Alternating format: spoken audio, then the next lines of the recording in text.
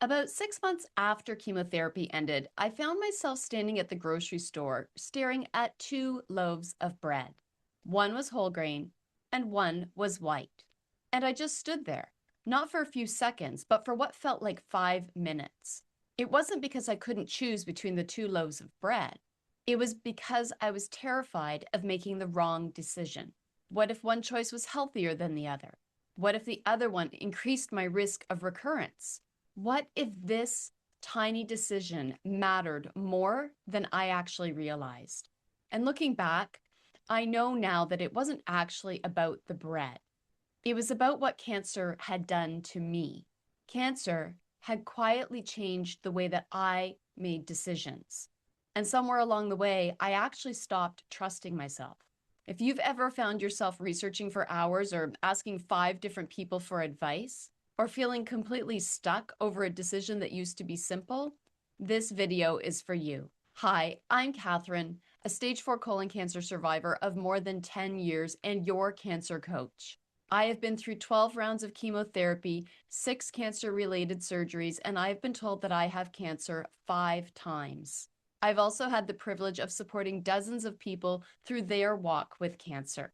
Today, I want to show you why cancer changes the way you make decisions and why we often look for more information when what we're really looking for is the one thing that will help you to start trusting yourself again. Because your goal isn't to predict the future. Your goal is to simply take the next right step. So let's talk about these steps. Step 1 is about how cancer changes your relationship with making decisions. This is what I call the you and your decisions step. Many people think that cancer changes your body, which is not untrue, but it changes so much more than that. It changes your schedule, your relationships, and your priorities. But there's another change that nobody really talks about. Cancer changes your relationship with decisions. Before cancer, many decisions were easy to recover from. You chose a restaurant. If it wasn't great, you didn't go back or you went somewhere different. You booked a vacation. You bought a sweater. You lived life the way you had every single day. And then cancer arrived, and the types of decisions didn't just shift, they radically changed. Suddenly, you're making decisions about surgery, chemotherapy, radiation, clinical trials. You obsess over nutrition and exercise. You might be feeling the pressure to return to work, or you want to travel, but you're not sure if you should. And you may even be struggling whether to even tell people that you have cancer. These aren't simple choices. These are deeply personal choices. And many of them don't have one clear answer because they involve benefits, risks, and trade-offs. For months, and sometimes for years, like me, your brain starts to become used to making high-stakes decisions. And from that, it learns something very important. Pay attention, because every decision matters. And eventually, your brain starts treating all decisions this way, on high alert. And that's why the choosing the bread felt so overwhelming. Not because the bread was important, but because my brain never got the message that the emergency was over. And when I finally understood that, something else made sense too. I realized I wasn't actually spending hours looking for information. I was looking for something deeper than that. I was looking for reassurance in a world where I couldn't understand what I was feeling or what was happening. And I'd like to explore this a little bit further. In the second step, we're talking about why we keep looking for more information. This is the searching for more step. Think about what happens when you're faced with a difficult decision. Maybe you're wondering whether or not to try a new treatment, whether to change your diet, whether you should exercise again. And what do most of us do? Google it. Read articles, watch YouTube videos, ask friends, join Facebook groups. You are looking for someone who has already made the decision that you are facing. So on the surface, it looks like you're collecting information, but underneath, you're asking a different question.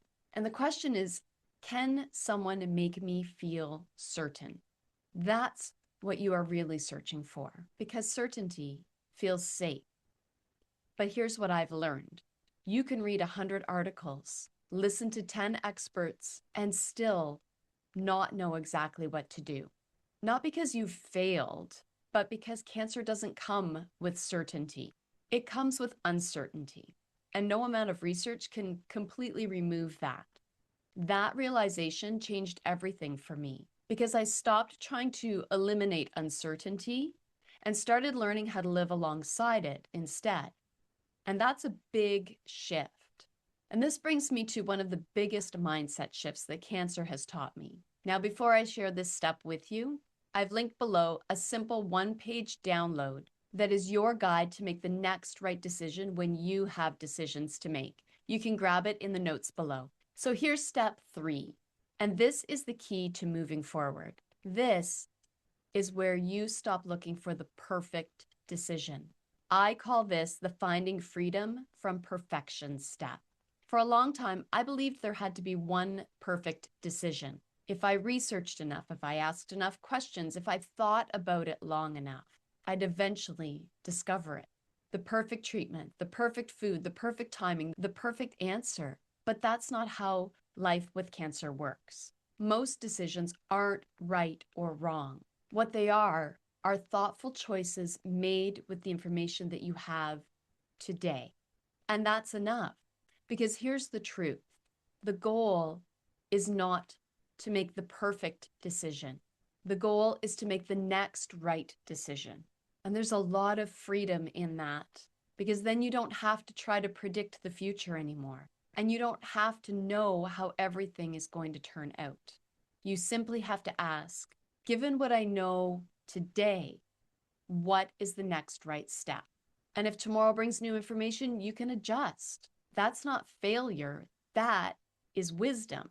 And the people I see moving forward aren't the ones who are certain.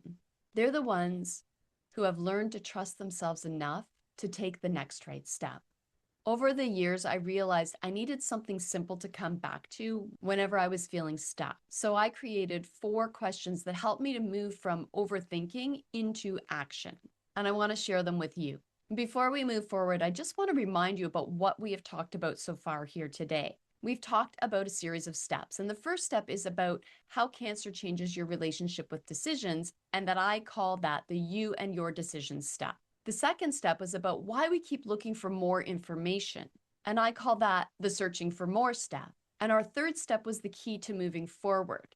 This is the step where you stop looking for the perfect decision, and I call that the finding freedom from perfection step. So what I've shared with you is how the overwhelm of decisions can actually stop you from making decisions. And I've also shared with you the solution to that, and it's the next right step. And here's how it works. When a decision feels overwhelming, take a slow breath.